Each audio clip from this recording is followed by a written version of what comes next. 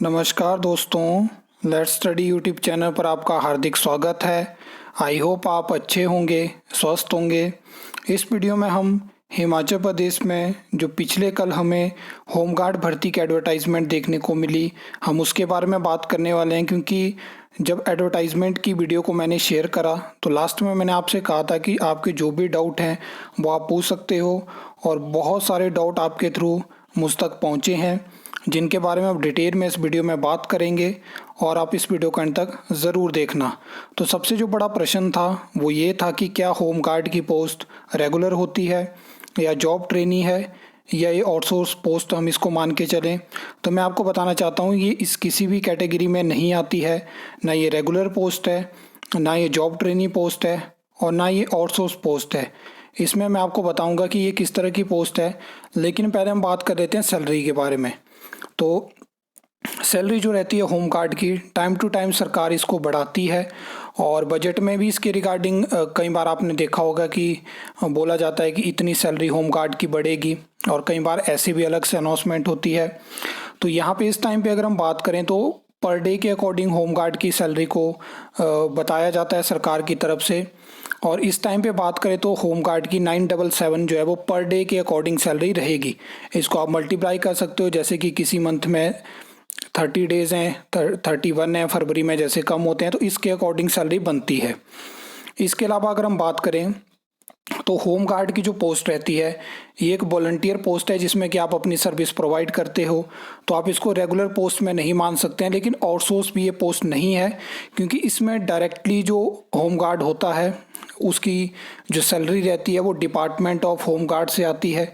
तो आउटसोर्स में आपको ये चीज़ देखने को नहीं मिलती है। आउटसोर्स में क्या होता है कि आप प्राइवेट कंपनी के तहत काम करते हो, और प्राइवेट कंपनी के माध्यम से आपकी सैलरी आती है। तो आप इसको आउटसोर्स नहीं बोल सकते हैं। तो ये चीज़ है। बाकी यहाँ पे आप देख सकते हैं कि मेंशन है कि रेगुलर एम्प्लॉयज़ नहीं होते हैं। बाकी जो रेगुलर एम्प्लॉयज़ को बेनिफिट मिलते हैं वो यहाँ पे नहीं मिलते हैं, और आउटसोर्स भी नहीं है, वो चीज़ भी मैंने आपको बता दी। और ये जो एंगेजमेंट रहती है टास्क बेस्ड रहती है, जिसमें अलग अलग आपने देखा होगा जो कैटेगरीज वहाँ पे मैंने बताई थी। तो कुछ इस तरह से होम गार्ड की जो होता है वो भर्ती हिमाचल प्रदेश में देखने को मिलती है। लगभग 10 साल के बाद हिमाचल प्रदेश में होम गार्ड की भर्ती एडवर्टाइज हुई है। और इसमें अगर हम बात करें तो सैलरी बता दिया मैंने, क्वालिफ़िकेशन आपको ऑलरेडी पता है, और पोस्ट के बारे में भी मैंने बता दिया।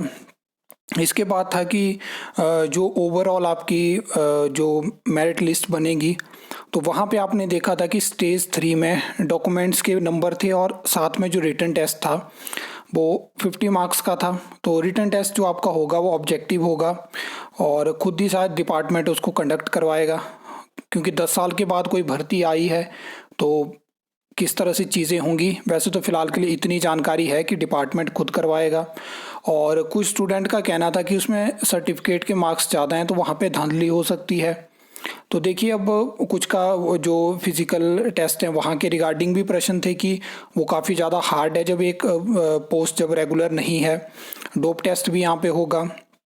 तो मैं आपको बताना चाहता हूँ कि ये जो पैरामीटर्स थे इनकी नोटिफिकेशन ऑलरेडी 3-4 मंथ पहले हो चुकी थी, और अब भर्ती एडवर्टाइज हो चुकी है।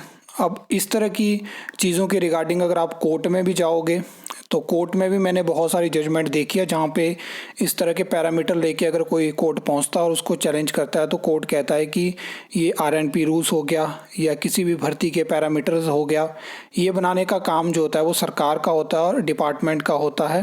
तो इसमें जो है हम कॉन्फ्लिक्ट नहीं कर सकते हैं। तो ऐसी भी मैंने जजमेंट देखी है।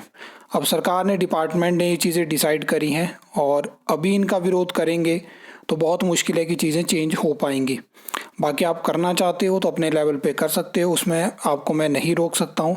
लेकिन जस्ट मैं अपनी जो नॉलेज है, जो मैं आपको गाइड कर सकता हूँ, वो जानकारी मैं आपके साथ शेयर कर रहा हूँ। इसके अलावा भी अगर किसी का कोई प्रश्न है तो वो पूछ सकते हैं। बाकी मैं, जैसे कि मैंने आपको बता दिया कि वॉलंटियर पोस्ट है, तो यहाँ से क्या होता है कि आपने देखा होगा पुलिस कांस्टेबल की आप एडवर्टाइजमेंट उठाना, वहाँ पे कुछ सीट जो होता है वो होम गार्ड के लिए रिजर्व्ड होती हैं। तो वो अपॉर्चुनिटी इस पोस्ट से बनती है, और वहाँ पे आप बाद में जा सकते हो, क्योंकि वो पोस्ट रिजर्व रहती है होम गार्ड के लिए। तो कुछ ऐसी अपॉर्चुनिटीज़ क्रिएट होती हैं होम गार्ड की जॉब लेने के बाद। बाकी सिस्टम मैंने आपको बता दिया कि ये चीज़ें देखने को मिलती हैं। अब मैं आपको बता दूं कि जो OTR का लिंक है वो एक्टिव हो चुका है। आप अपनी वन टाइम रजिस्ट्रेशन जो है वो डिपार्टमेंट ऑफ होम गार्ड की वेबसाइट पे कर सकते हो, और उसके बाद जो है शायद 2 तारीख से, या मैंने एडवर्टाइजमेंट बताया था वहाँ से, फिर क्या होगा कि ऑनलाइन एप्लीकेशन फॉर्म की जो स्टार्टिंग डेट है वो शुरू हो जाएगी, और तब जो है आप होम गार्ड पोस्ट के लिए अप्लाई कर सकते हो। फीस का भी आपको पता है कि 200 लगेगी सबकी, तो ये चीज़ें होने वाली है। आई होप इसके अलावा आपका कोई डाउट नहीं बचा है। अगर डाउट बचा है तो कमेंट सेक्शन में बताना, कमेंट में रिप्लाई के माध्यम से आपको जानकारी दूंगा। इसके अलावा आपके पास कोई एडिशनल इन्फॉर्मेशन है, या मैंने कुछ ऐसी चीज़ें बता दी जो आपको लगा कि ये गलत हैं और ऐसा नहीं होता है, तो आप वो भी कमेंट सेक्शन में बता सकते हो। आई होप आपको वीडियो अच्छी लगी होगी, इन्फॉर्मेटिव लगी होगी, तो वीडियो को लाइक कमेंट शेयर कर सकते हो। चैनल को सब्सक्राइब कर सकते हो फॉर द न्यू अपडेट्स के लिए।